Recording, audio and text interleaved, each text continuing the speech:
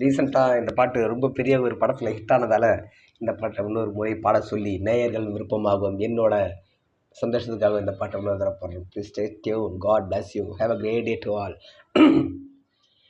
ஏதந்தாரேனா தந்தாரேனா தந்தாரேனா நனனா ஏதந்தாரேனா தந்தாரேனா தந்தாரேனா நனனா